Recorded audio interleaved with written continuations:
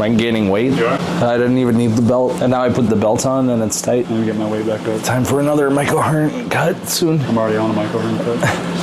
Naturally, just from boxing. Is that just what cuts are called now? Michael Hearn cuts? Yeah. I've maintained my weight pretty good though this past year. I went down to 220. I'm at 233 right now. So yeah. It's only going to take me about a month to get back down to 220. I was going to go down to 210 initially and then maintain 220. But with the pred catching, like, I just can't do that. 210, that's like where I'm at. No, get down to 210 so I can maintain 220 easily. Right. But not ready for that right now. Too much going on. Yeah. Welcome to episode 33 of the Scaling Up podcast. Make sure to like this video, and if you're watching this and you have not yet subscribed, then what are you even doing? Make sure to subscribe right now. Also, we have a locals where you can see Tanner box Preds every single week for only $10 a month. And we probably got our craziest one yet this past week. It was a guy that I was working on, talking to, texting back and forth for 3 months straight. He finally showed up just to attempt to jump off the balcony first, which we're going to talk about the whole story in a bit. He tried to jump off the balcony, then he boxed Tanner and he flew out of the ring while he was boxing Tanner. And as a matter of fact, before anything else, let me just play a quick preview of how the boxing match went. The following contest is a 3-round heavyweight sparring match. Introducing first, fighting out of the red corner from Jacksonville, Florida, weighing in at 212 pounds, he is undefeated against pedophiles, Tanner Big Red Williams. And his opponents, fighting out of the blue corner from Easton, Philadelphia, weighing in at 223 pounds, Matthew the All right, guys, be in the middle. No punching below the belt, no punches to the back of the head, no punches to the kidneys, no holding, no pushing. Let's have a clean fight.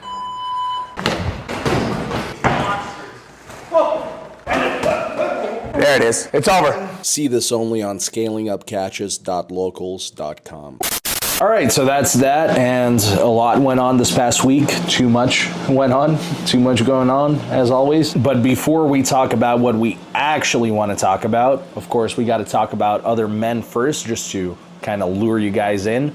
Is this a man? Schlep. Who owns this? Oh, it is? That's the owner? No, that's the YouTuber who's getting sued. Okay, gotcha. He's a man, yeah. Okay. I thought you were talking about the owner of Roblox. Well, the owner of Roblox is a man, too. Okay. And Chris Hansen is a man, and he got involved in this. So we're talking about multiple men. Yeah, and Jadion's a man, and Schlep actually set up a couple catches for him. Oh, for real? Yeah, I actually found out about this first from Jadion's video. I was gonna say though, hopefully at some point we actually scale up and the Scaling Up Catches channel scales up and we don't have to talk about other men anymore and we can actually just talk about what we want to talk about and that'll be the main title thumbnail. There's only a internal boys pod. Always internal boys pods, yeah.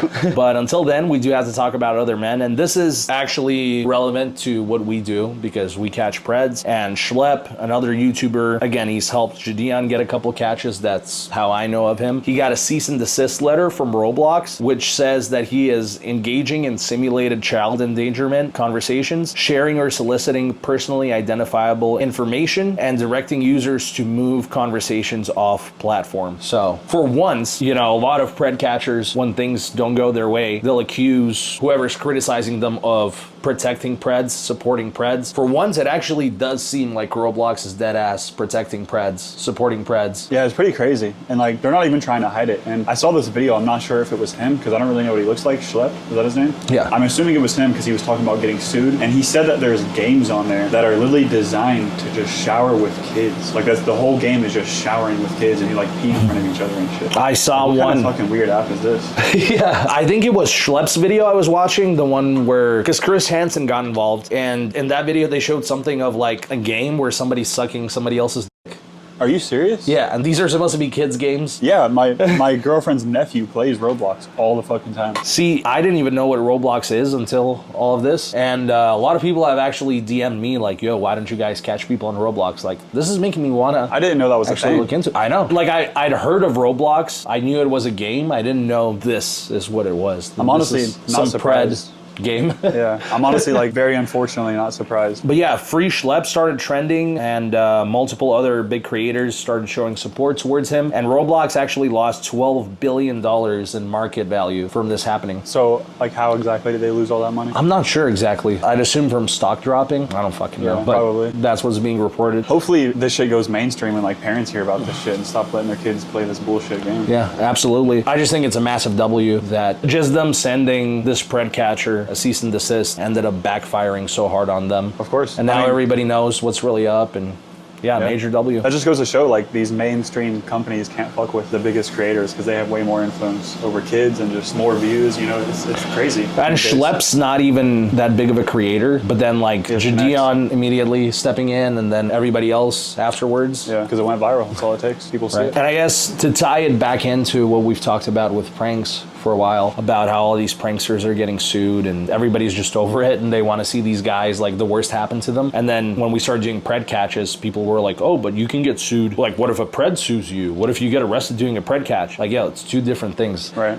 Like, if we get arrested or sued doing what we're doing now, like, everybody will know what's up. People would support it, for one. Second of all, you can literally sue anybody for anything. But yeah, so that was our title thumbnail for the week. Not really much else to add besides, you know, we fully support the free Schlep movement. And now that we've lured you in by talking about other men, and for once this actually fit the theme of what we normally talk about, now let's talk about what we actually want to talk about. If you haven't seen it yet, Banger Pred Catch is out now. God willing, knock on wood. It's doing better the first day so far than any of our other catches have done. Finally scaling up just a bit. Check it out if you haven't already. And speaking of it being a banger, on the last episode we talked about, well, I said, I'm worried, like, how are we going to keep topping each catch? Somehow we topped it yet again. Like, holy shit, bro. I'm telling you, I just have a feeling that we're going to keep topping it because the characters that we invest and we keep, you know, putting more and more time to talking to these people. So we're going to find better and better characters. They're out there, bro. This is fucking LA. Not to mention we're getting better at doing it. So that definitely helps. I wonder how it would be if we tried it in like a different state, like the middle of fucking nowhere, what kind of people we would catch, you know? It'd be a lot harder, but I wonder if it would be better. Well, right now we have a good thing going in Alhambra. Yeah. I feel like we should milk this as long as we can. When we're ready, we can graduate to going after the type of people that Alex Rose and Jadeon go after. But right now, we just have such a good thing going in Alhambra. Like, let's just keep it going. With Alhambra PD, that's great. Because right now, we can genuinely just pump out a bunch of this content. And we still have a bunch of limitations. Like, for example, it took us 5 days to edit this last video together. Not just one of us editing, us together editing it. Took us 5 days. But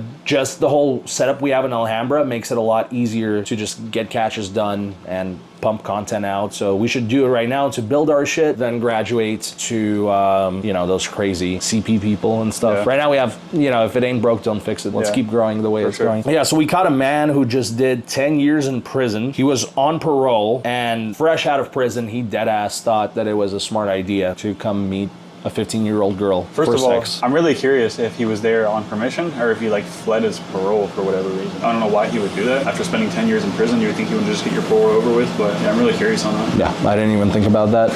We gotta ask the cops next time. But real quick, let's rewind to before we caught him. So I'm the one who texted Preds, and last week was the biggest dry spell that I had with Preds in a long time. I legitimately went through hundreds of men on the dating app. Go pause. Okay, I legit texted hundreds of men on a dating app. That sounds a little bit better. How? Well, the first way you said it was just like... Anyway, was just getting no leads. It was just going terribly. A lot of people have caught on, honestly. I got called out again for it being a sting operation by one guy, and then a bunch were like, yo, get off the app. This isn't right, blah, blah, blah. A lot of them are just straight up like, you know, I would, but I don't want to get arrested. And then there's this one thing they do sometimes that this drives me crazy to no end. So obviously I'm talking to a million different guys on the app, and then I gotta switch them over to text as soon as possible so that I can age break, which means tell them that I'm actually 15 because on the app, the youngest you can put is 18. So I gotta switch them over to text and then block them on the app and then tell them via text that I'm 15 or 14 or whatever we're posing as. Because if I tell them on the app, they can report the profile and it's gonna get taken down for being underage, and then I can't catch any other Preds, right? So when I give a lot of these guys my number, what they will do is they will text hi or hello, and I'll be like, hey, Mannywise, who's this? They'll be like, it's me. Oh. Who the fuck are you? Seeing how clueless guys are on dating apps, it's pretty mind-boggling. Like, a girl on a dating app is never talking to just you. Especially a lot of these guys, if you're a normal ass guy with a terrible profile, 2 dad selfies like showing your double chin, you have no leverage talking to any female. Even though it's me in this situation, it's probably a good thing they don't reveal who they are. But for fuck's sake, if a female finally gives you her number, she's not talking to just you. Don't make it so hard, just say who the fuck you are when you're texting her. Anyway, the problem with me is like when they don't say who they are, then I'm not sure who it is. I don't know who to block, so I can't age break. So we might be losing potential Preds that way, but it's like, what can you do? So what do you do at that point? Do you just ask? Well, yeah, I always ask, who is this? They're like, it's me. And sometimes I'll be like, what? Are you talking to other men? Oh my God. That's literally a fucking dating app. Right? Like, no, I came here to find you. Like, that's it. So, yeah, the dry spell was very, very annoying. It was a couple days of just nothing. And when I used to do this back in the day, I was never the one texting. It was Alex Rosen when I worked with him or somebody from his team. And, you know, whenever we would have moments like this where we get nothing, the younger, innocent 24-year-old me would think, damn, well, we're not getting a video, but at least, you know, this shows there's not that many Preds out there. Like, you know, the world's not as fucked. They're out there. Yeah, that's no the thing. What. Now, the older, with more life experience me, I'm like, nah, fuck that. Like, I know exactly how many Preds there are. Where the fuck are you? It's like, we normally reference Dexter, but now it's like, Joe, from you, where are you? Yeah. Who are you? What are you doing right now?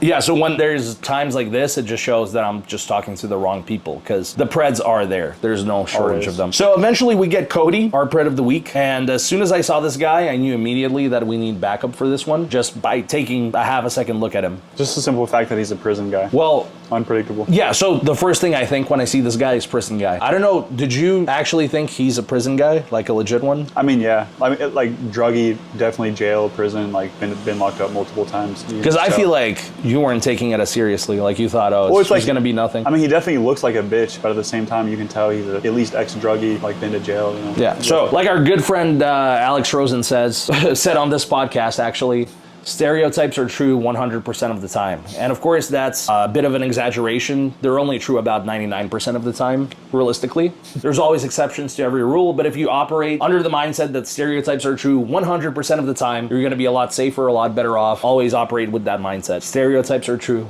100% of the time. So I text Ian that we got a real sketchy guy this week, and Ian's out of town, but he asks, you know, what's sketchy about him. And I'm like, he hasn't said anything crazier than what anybody else says normally, but just the way he looks. And I sent him a picture, and Ian's like, oh yeah, this guy's definitely gonna come with a blade. And then I'm like, we're just like joking around. I'm like, he's definitely gonna call us punks or lames too. And then what do you know? The exact that. He shows up with 2 blades and he says, he didn't call us lames, but he says this is lame. Yeah. So stereotypes are true 100% of the time. Yeah, and it's like, obviously he's a 140-pound fucking pussy that I could literally flick over, but anybody could pull a gun, pull a trigger, pull a knife. Obviously you could fuck him up, I could fuck him up. It's not what we're trying to do. Right. If it comes to that, we can't even upload the video to YouTube. Like we're trying not to stop that from even starting. Give them no chance to do anything. The goal is to prevent that, have a conversation / interview for our video, and keep them inside the house until the police arrive. And even though we can detain them, we still can only use reasonable force. So for example, if he just tries to push us away from the door, we can't just straight knock him out. If they did that, we want to just get them into handcuffs as quickly as possible. Get them seated, get them seated on the couch and continue with our YouTube video. Like upload that portion to locals and then continue with the way the video should have gone. But yeah, we're not trying to have a fucking wrestling match to put him into handcuffs. Like, for fuck's sake. It's only 2 or 3 retards that would comment shit like that, but it's like, we're not on a prison yard looking to test ourselves. Like, we're catching Preds. Yeah, there's nothing to prove. Like, there was a couple comments saying that there was one comment saying that if we were by ourselves, we would be scared or some shit. I'm like, I mean, every boxing match has been one-on-one, hasn't it? Yeah. If you're just stupid enough to think that, like, you're just lost. I mean, to be fair, if I was by myself, I would be scared. I would be scared that he's gonna run out of the house while I'm moving cameras or something. I would be scared that it's gonna get so violent that I can't post it on YouTube. I'm not scared of him beating me up. Yeah. I'd be scared of a lot of different things, but not the video not going right. Exactly.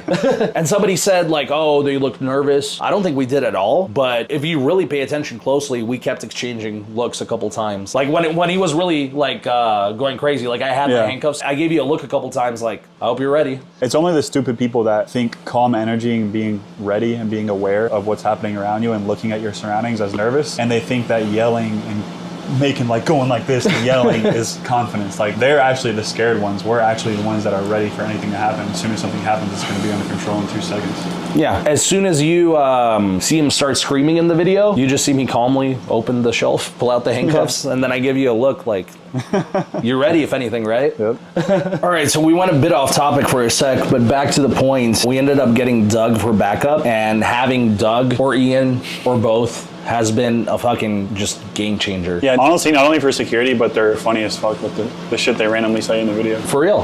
I feel like they're perfect, like the perfect people to be working with. Like, I genuinely feel so blessed that we met them and have them part of our team. They're big and scary looking at the same time. They're both like, Ian is a pro boxer, Doug is a trained kickboxer. He can go too. They're actual fighters. Yeah, so they don't just look scary, like they actually are scary if it gets down to it. And they have personalities like us, like they're funny as fuck. So yeah, just, man, everything is just going so good with these catches. It's funny how we met them, like, had nothing to do with this, and now they're like a huge part of a lot of the catches now. Yeah. Now back to the actual catch. This was one of the worst instances of pred time yet. So much sitting and waiting, not being sure if this guy's even coming. So this is what happens a lot of the time. Usually the week or so leading up to the catch, the preds are like going crazy in the text. This guy was fucking exhausting. Oh yeah, he was bad. Like the night before, I probably sat for 2-3 hours straight. Keep in mind, I'm a busy guy. I have shit to do. I just sat talking to this guy as if I'm a 15-year-old girl, fucking getting to know him, all this shit. And you saw, like, we were texting each other paragraphs back and forth. And then he's like, oh, why are you so slow with your responses? And I'm just thinking, like,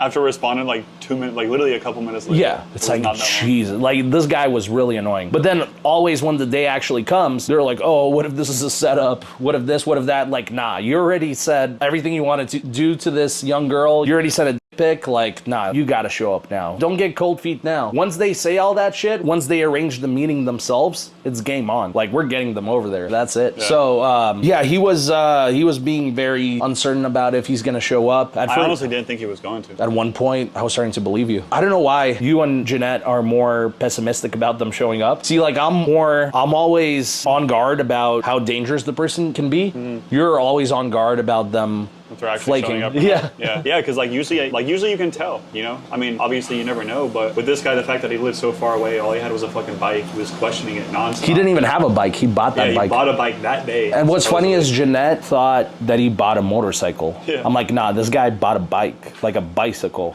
Yeah, so that's why I was like, there's no way. He's questioning it. He's not gonna fucking ride a bike 3 hours here. But we were gonna meet at 7 o'clock, and then 7 o'clock comes, and he finally decides to get on his bike and head over. And so I offer him the Uber. I say that, oh, my dad lets me use his credit card. We can just send you an Uber. And he gets on the Uber. Let's fast forward to the actual catch now. On the phone call with Jeanette beforehand, he's like, oh, I've seen Dateline NBC. Like, it's not one of those things, is it?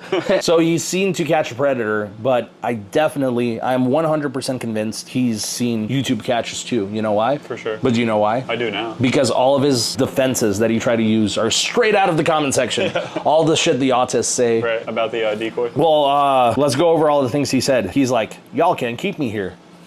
Straight out of the comment sections. Like, you can't keep them there. Like, actually, yeah, we can. Like, our fucking dumbasses actually thought we can't at first, and we let a couple go until the police themselves told us, actually, like, you can. I honestly feel like most counties, they probably can do this. It's just a lot of YouTubers don't think they can. Because a citizen's arrest is a real thing. Yeah, but to be fair, if you don't know what county you're in, you don't know the police. I would ask permission. Yeah, like I would not do it unless I knew for a fact. Because, I mean, let's be real. A lot of police enforce laws the way they want to enforce them. Yeah, they can still flip the script. Yeah, so if you get the wrong cops, you could get fucked even though you're doing nothing wrong. So I would definitely, like if we went to a different area with different police, whatever, I would definitely not do it first time. But we know for a fact that we can. Anyway, this is entrapment. No, it's not. Like the cop said at the end of the video, if you watch, regular people can't entrap. Only police, law enforcement can entrap. People love that shit. Oh, it's entrapment. Like, where did this start? Who started this? Because that's like the only arrest that people ever get. Because that's what, like you said, if cops want to push something, that's probably the charge that they'll push. They'll just, flip the narrative and somehow. Has any catcher gotten arrested for entrapment? Santi did. Okay, but Santi did. Yeah, that's like not even, that doesn't even count. Yeah, so okay, like when people think of catchers, they think of Jadion, Alex Rose, and Skeeter G. Nobody even knows who the fuck Santi is. So where does this entrapment thing come from? Who started this? Like deadass, somebody one time must have commented, oh, entrapment, and probably got top comment, and now it's like a thing. People just regurgitate it. Like, And then, of course, like you mentioned, I knew the decoy wasn't underage. No, you didn't. That morning, he said, you're a minor. This is sketchy. I can't be meeting up with minors, whatever. That's the whole reason he was questioning it. So, yeah, obviously, after showing up in person, he was actually the first one to call out that, oh, Jeanette doesn't actually look like she's 15. But at that point, it doesn't fucking matter. Like we've said a million times. And he only started to say that once we came out. He didn't say it right away. Well, you saw the way he was sitting. He was probably thinking, oh, something's off here. Yeah. For how stupid he was the only one smart enough to actually notice. But yeah, like at that point, we've explained it a million times. There doesn't even need to be a live decoy. Like if you watch a lot of other catches, there's no decoy even on hand. Sometimes they just pull up to the person's house when there's enough evidence. So the whole point of having Jeanette there in person is to get them into the house easier. But it could be my grandma letting them into the house. At that point, the crime was committed when they arranged the meeting, when they sent the graphic photos, when they said everything they want to do. By the time they show up, it doesn't matter who the decoy is, like it's over. Right. And then the thing about the Uber, he dead ass thought he had something there by saying, oh, y'all ordered me the Uber. Like, okay, you're the first bum who doesn't drive. Sorry, like we don't have 3 hours to wait. After you're already wasted 3 hours of our time. Like we thought he was on his way the whole time and he was still like getting cold feet. So yeah, he kept repeating that over and over. Like, I don't know if he dead ass thought that was gonna, be his saving grace. Like the cops are just gonna let him go. Like they ordered me the Uber. And it's funny, somebody in the comments dead ass had too. They said, if you guys offered him the Uber, I'm afraid the case is gonna get dropped. Doesn't even fucking matter. Why? Like, based on what? Why do people in the comments just make up shit like that? What does it matter if he took an Uber, rode a bike, drove, flew a helicopter? Like, does it fucking matter? And yeah, the cops, when they were outside, we didn't get to put the hearing aid on this guy, so I heard this, but you can't hear it in the video, but they were literally talking about how he might get extradited to where his parole is. Damn. And you guys are talking about, well, it's only like 3 retards, but talking about how it might get dropped because we ordered an Uber for him. Like, what are you even talking about? I just don't understand why some people like just make shit up and then it gets regurgitated over and over, like the entrapment thing. Like, it's not a thing. Yeah, especially the fact that he's on parole. There's no possible way it's gonna get dropped for him. He's fucked. But I'm glad that the Pred tried to use all of those defenses that group of people in the comments use, because now it shows them that you're literally using the same arguments as a literal crackhead. Like, that's the level of arguments you're making. Now we can refer back to that in the comment section when people make those comments. How did it go for him? Anyway, I guess we had to address some of those comments because it was the perfect opportunity, even though it only makes up like 1% of the comments. Yeah. It's crazy how that works though. Like, you notice that 1%. Of course. I mean, like, to me, it's just funny reading those comments, bro. It just makes me laugh. But it's kind of sad how stupid people are. But yeah, W Catch though, check it out if you haven't already, because if you have not, you're definitely missing out. Again, it might be our best catch so far, and we say that every week, but we actually mean it, and hopefully it just keeps getting better and better. Gotta scale up the quality too. Even though I feel like this is like peak Pred catching, what we're doing. Yeah. Like, how much better can it get? It can always get better. Once we exactly add more quality people to the team. And, bro, once we have like someone managing the cameras, I feel like that's gonna make it a lot better, so I don't have to focus on that shit. Well, again, I don't want to jinx it, but I feel like we're this close to finally getting D-Bob out here, and if Doug and Ian keep working with us, we keep the setup in Alhambra until we're ready to graduate to those final boss monsters. Like, bro, it's just a W formula. For sure. I just pray we can keep this up as long as we can. And that's the YouTube catch. Then we've got the boxing match, which is up on Locals for only $10 a month. And if you're not following us on Locals, then you're missing out as well. So this week, Tanner boxed a 6'3" monster. Absolute monster.